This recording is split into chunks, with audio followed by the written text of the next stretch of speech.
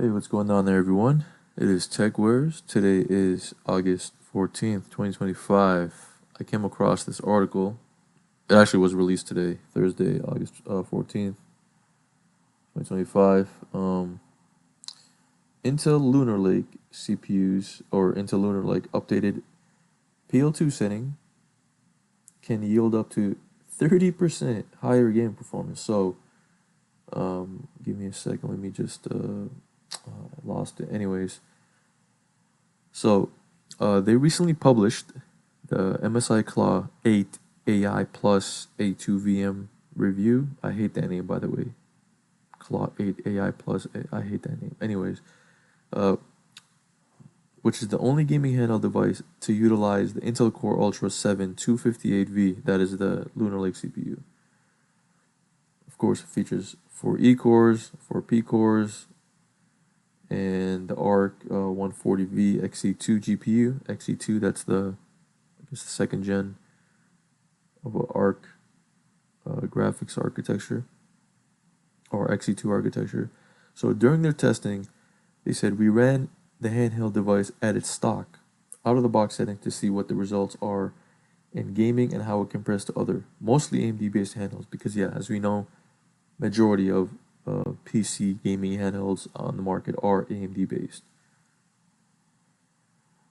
So they go on to say, however, Intel notified us about performance levels used in testing, and that the official specs for Lunar Lake states that PL2 should always be at least 1 watt higher than PL1, or always set at 37 watts, the maximum TDP value for Lunar Lake chips.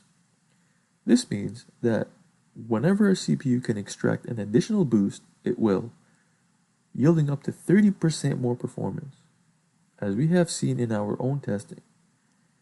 They go on to say, initially they use the default settings, which matches PL2 to PL1. However, Intel noted that when PL2 is set to at least a single watt higher than PL1, there's an expected 10% performance increase across the suite of gamers. But depending on the scenario, okay, so it's scenario based. So it can lead up to 30% increase in some instances. An update has arrived, so they did a retest.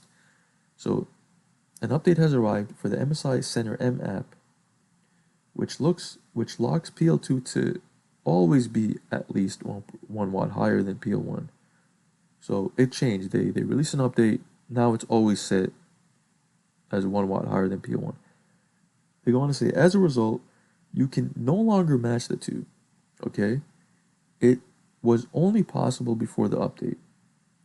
In our retest, Cyberpunk 2077 and Space Marine 2 achieved nearly a 30% performance uplift with this setting. That is insane. That is not just a performance uplift, that's like a leap. So the Lunar Lake based MSI Claw that uses the Lunar Lake processor is the highest performing device we have tested across the board, even surpassing AMD based devices in our testing. In other games, baseline improvement is set at 10%, just as Intel notified. Our testing, check this out, guys. This is the last sentence. Our testing confirmed that Lunar Lake is now the most powerful gaming CPU for handheld devices. Bang. There you have it. There you have it, man. And there's some cool pictures. Isn't that amazing? This picture is amazing. That's the Lunar Lake processor. And that is the MSI Claw with the Intel processor. And these are the benchmarks. So check this out. Cyberpunk 2077. MSI Claw 8 30 watt updated 54 FPS. The 25 watt updated 52 FPS. Here's the Zotac Zone. There's the MSI Claw 8 30 watt, not the updated version. So here's the Steam Deck all the way in the bottom. So isn't that insane? Here's it. Here's the benchmarks with Hogwarts Legacy. Control. And Shadow of the Tomb Raider. As you can see, it's topping the benchmarks. So this is actually very interesting. Very, very interesting.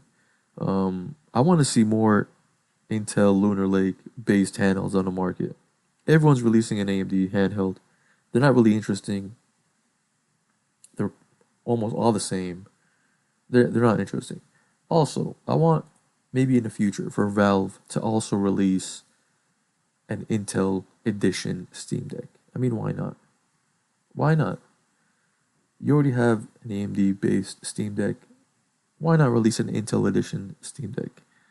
It could be even cheaper. Who knows? Who knows how much Intel will sell their CPUs to Valve for the Steam Deck, you know? But it could be really interesting. It could even the playing field. It can, you know, it's better for consumers. You always have options.